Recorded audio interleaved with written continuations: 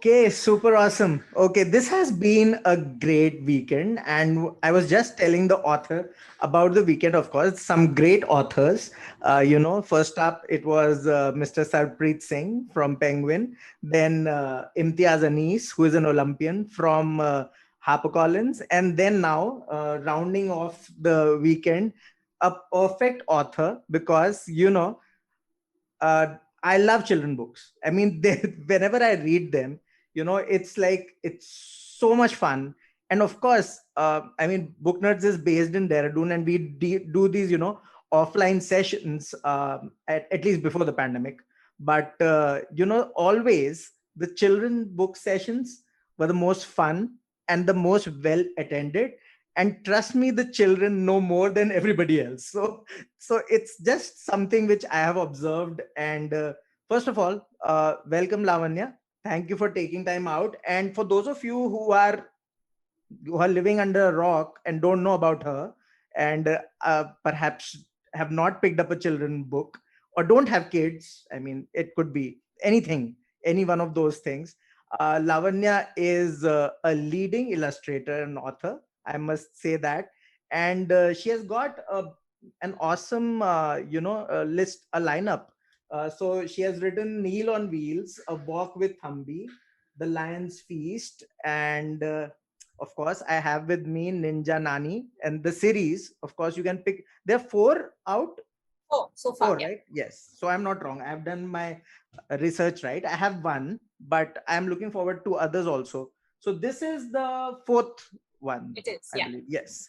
And then there is homework, and this is the most fun. I mean, I was telling the author earlier also that it's so much fun and a very good read for especially to children. Just read it to them at night, I would say. Just scare them a little bit. So it's a very good read. And of course, the latest, we are going to talk about the Dreamer series, and then we have The Boy Who Played with Light, Satyajit Ray, and The Girl Who Loved to Sing, Teejan Bai.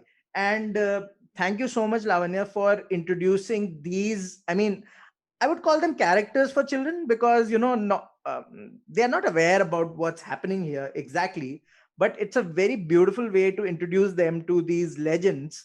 And of course, let's first talk about these because these are the new ones. And the thought process behind the illustration first, because that is like, it struck me because I have never seen something like this. And I have read a lot, I mean, in the past like 5 6 years, a lot of children books as well. And this illustration, that they differ a lot in technique. So tell us more. Sure. In fact, first off, I should say that the whole concept of black and white in a third color, or rather Yeah. that is entirely my brilliant editor Shiny's idea. She Okay. said, let's make it a book. Okay. Let's just go for the very striking and limited palette. Right. After that, I kind of just took off from there. And each book is a very different art style, which I am trying to draw on art which is somehow connected to the subject. Okay. Teejan, for example, Teejan Bai is a Parthi Bhil. Yeah. And the region that she comes from, I mean, there's a very rich, heritage of Bhil art, tribal art. And that itself is very vast. So what I did was study that to kind of just get a few ideas that I can interpret in the book. Yeah. And Satyajit Ray himself was an illustrator, he was a graphic designer. And I try to borrow from his ideas when I do that. Yeah. Awesome. So the first thing that really struck me, and of course, I mean, it's a very innovative way of kind of introducing these characters, because you haven't really kind of, there's some stories where you kind of just tell the journey of the successful, say about Satyajit Ray, of course. You could have easily chosen some other plot line, not the genesis per se. So why that choice? And please tell us more. Sure. I would say that, there are a lot of biographies which say that, X was born and then he did this and then they did that. Yeah. And then they went on to become that. But I just feel that when you have a very young reader, Yeah. You very easily lose a reader. Because when you're a 6-year-old child, Of course, adults have infinite power. Of course, adults can, jump hurdles and do whatever it is and get to the moon. So what? So what I really want to do was introduce a person. It's introduce this person for a child to be able to relate to, to connect with. Which is why these are very small stories with a child as a center. Satyajit Ray, for example, does not talk about his life as film, about his his writing. It doesn't talk about his films, but it talks about him as a child. And it's based around something that actually happened. There's this effect. There's this effect of light that he discovers, which actually happened to him. In his uncle's house. He was a boy. He had this fantastic imagination, and he was alone for a lot of the time while his mother was out working. His uncles were busy. He was a kid who just kept himself occupied. He had, his mind was full of his ideas and stories. And I try to present that boy, that young boy with this boundless imagination, this curiosity, and these stories. Is what's happening to him in the book real? Is it imaginary? We leave that to the reader. So it's really that boy that I'm trying to introduce. I mean, not too many spoilers as such, but I just wanted to show one page to the audience so that they get a hang of, what we are talking about. So look at this page. Are they able to see it? Yeah. So this page, tell us more about this page, Lavanya, and then we'll get into it. Sure. Now, this is part of, it's about midway through the book where Satyajit, he's called Manik when he was a young child. He's called Manik. And Manik has a problem. There's something that's happening to him that he's trying to convey to his parents, to his mother. His father has passed away, so he's with his mother in his uncle's house. And no one seems to believe that what's happening to him is true. They seem to laugh. They tell him he has a great imagination. So this is just a way to introduce you to the imagination of Manik. There are a lot of other clues in the book, which I hope that kids, once they get curious about Satyajit Ray, they go back to learn more about him, see his books, maybe see his films, and learn about his life. Because his mother, Suprabha Ray, was she's rarely brought up when we talk about Satyajit Ray's childhood, but she was the singular primary influence on his artistic life. Pretty much everything he became later on. And she was a very skilled, she was very skilled at needlework. And at a time when women barely left the house, she got up and she traveled across town every day to teach. She was really determined to build an independent life for herself and her son. And this is a tiny home. That picture is also a tiny homage to Manik's mother. So you can see the embroidery. She's doing something very intricate, but that morphs into something else. So I leave it for readers to pick up the book and look at the details. I noticed some Easter eggs actually, and it's wonderful that you have left them there because children tend to notice these things. I mean, they are more aware than us. So I am certainly sure that they will pick it up. And tell me something, when you're writing a children's book, and there have been some authors on the podcast before who, not many, to be honest, not many children book authors. Tell me something, what are the things or top 3 things that you need to be careful about writing children books? Because it's a tougher task than the end result is there, of course, for us to see, but the psychology behind it and the way it impacts a child, or positively or negatively, how do you weigh all those things and kind of come up with a product?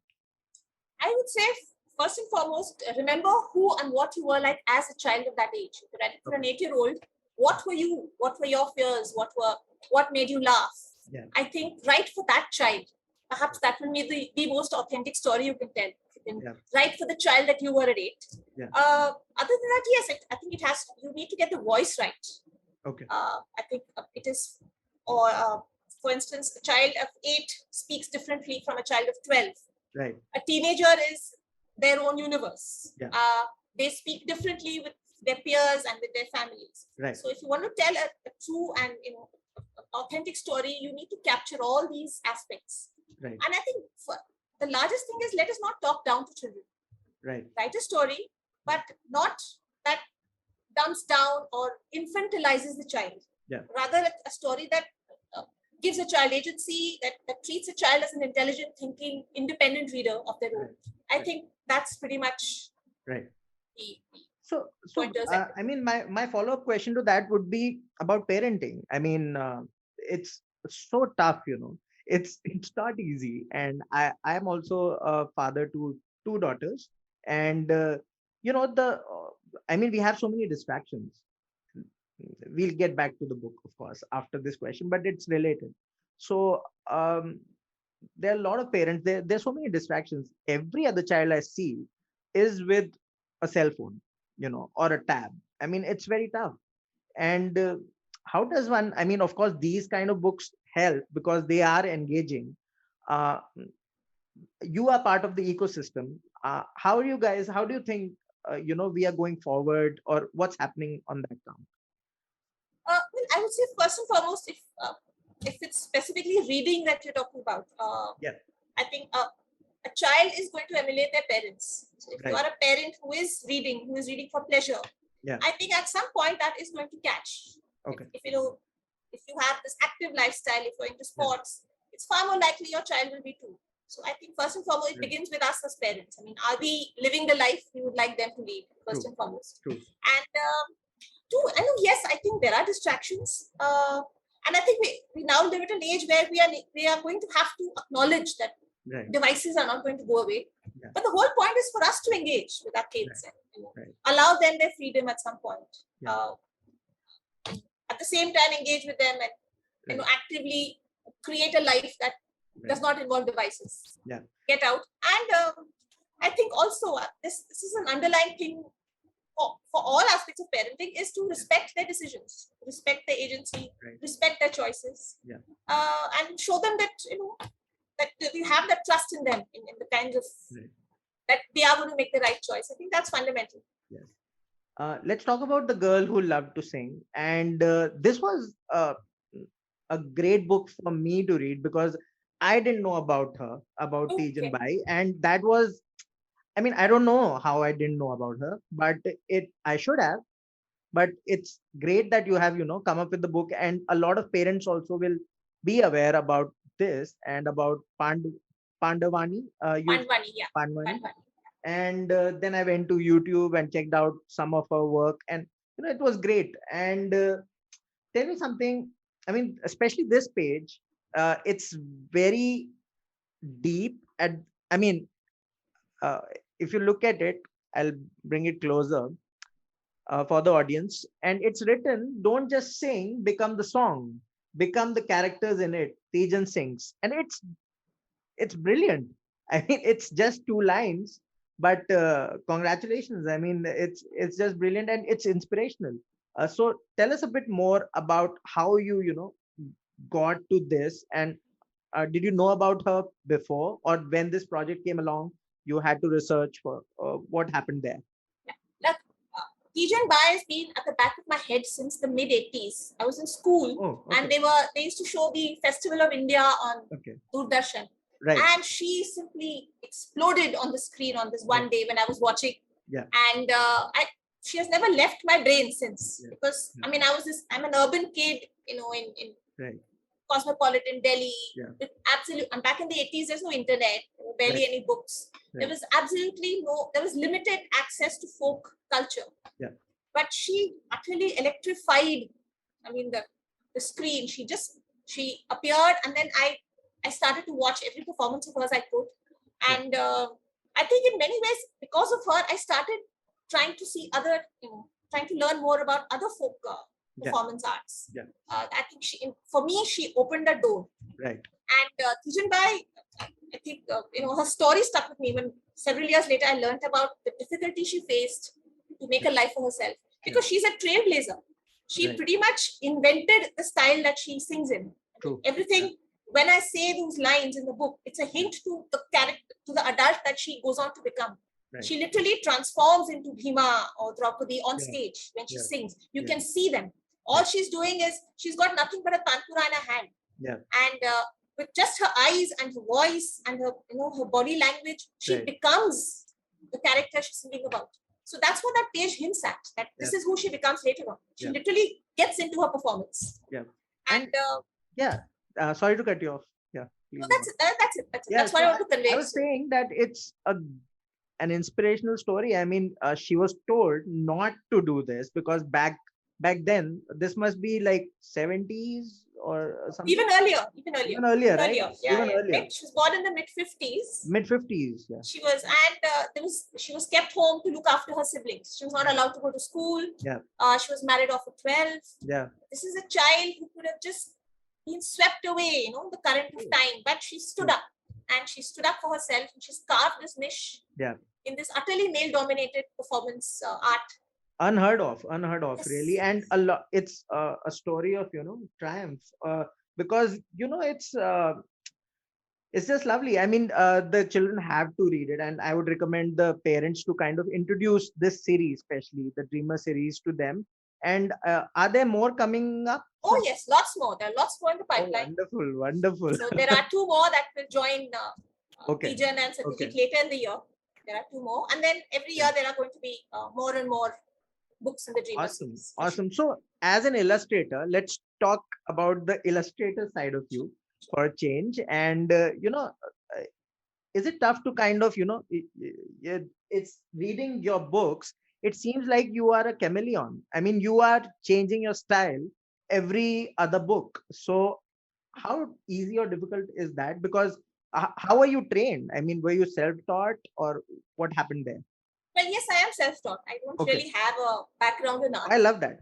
So I just learn with each book. I think I'm still a student of the craft, and I learn, and I despair of ever reaching certain, when you see the art of other illustrators, I'm constantly in awe and trying to teach myself new things. But yes, I think each book just pretty much draws itself. And a lot of the books that I've done recently, I have also illustrated. So I felt that it's kind of in a very organic way, the illustrations just, they evolve. Sometimes the words come after the illustrations. Yeah. Homework, for instance, is a book that I drew backward. I drew the last first. Oh, okay. And without any spoilers for people who haven't read the book. We are not going to tell anybody. Yeah. So the last page came first. Yeah. And then that kind of decided what the rest of the book would look like. Yeah. So it just worked backwards. And so also with the Dreamers, for instance, each book is a different style. You will see that they're distinctly different. Yes. While still following the format of the black, white, and a third color. Right. They are all different. But in this case, I wouldn't have known. I mean, if there was no name on this, I wouldn't know that this is from the same person. I mean, it's great. I mean, to kind of change colors like that. And congratulations on that. Let's talk about homework because we were talking about that. And it's the mystery in this book is amazing. You have kept it till the end, and it's at the same time it is so much fun. So as you told us, the premise was the last page. What was the inception of this one? This actually is a story that I have been trying. Again, I have a lot of stories which are on the back burner for several years. There is this little flicker at the back of my brain while I'm doing other stuff. Right. So this was about this kid telling a tall tale in class, or is he in fact telling a tall tale about homework and a teacher getting exasperated with this child who has shown up without their work. It was just a very small idea. Right. And then when I heard about the hook books, I just felt that this story would slot in perfectly. Right. So it just worked out quite naturally. It was seriously a lot of fun, and we'll talk more about this one. I love it. The next one is of course Ninja Nani, and since this is in its 4th installment, the character is, I mean, nobody would imagine a Nani to be like that, and that is the quirk which everybody loves, I guess. So tell us about how it started and how is it evolving, with every book, because when it started, the zap, when it happened, and after that everything changed. Tell us more about how it's evolving now. This is a book that evolves on the page as I write it. So for instance, book 2, I started, it was supposed to be about aliens, but it just morphed into something else. Likewise 3 and 4. So I myself couldn't tell you at this point what 5 is going to be. I mean, I have these ideas. Okay. But these are books where, I find when I write them, characters take over. Yeah. There are these utterly bizarre comics that just pop up. It just happened on the page. Yeah. The most unlikely events, somehow people just, like Pongo, for instance, was supposed to be a side character. Yeah. But with each book, he's getting more and more space. He's getting his own comics. Yeah. Likewise with the Alien Hunter and, Deepu's classmates. Yeah. So it's a book that I'm just having a lot of fun with. It's more like the series is leading me forward than I am doing as a writer. It looks like that. And something you said that, the characters take over. And I was hosting Mr. Andy Griffiths of the Treehouse series. Do you know about him? Of course. The Australian, the Australian writer. That's two people actually. I mean, writing the Treehouse series. There's an illustrator and an author. Yes, that's two people. And, he said the same thing. That sometimes, they have multiple ideas and then they just bounce it off between the illustrator and of course the editor. There's an editor also, I think so, in that case. Here you are doing everything primarily. So what is the difference between these two formats? Is it different because you illustrate for other people also? I do, yeah. So how does it work that way? Because when the storytelling and illustration comes together, it's like an awesome combination. So, but when you are illustrating for someone else, how does that work? Because it must be kind of different. Well, yes, very different. Because firstly you have to rein yourself in. Because my books tend to go a little crazy. Yes. When you're writing and illustrating, you can, for instance, each of these books, as I drew, I would reduce the text. Right. So I really whittle down the text because I can allow the pictures to just take over. Yeah. That is not always the case when you're illustrating for a different author. So you need to follow a brief. Sometimes they want very specific things drawn. Yeah. So you just follow that brief. Has it ever happened that you thought you could have done it better? Maybe a story. Have you felt for that? Felt that for another book which you illustrated for, that you could have done a better job, or you got overexcited and suggested something and then it wasn't taken? Has that happened? Honestly, I think as you progress as an illustrator, you often look back and say, "Oh no, if I would draw it differently now." That I guess is quite natural.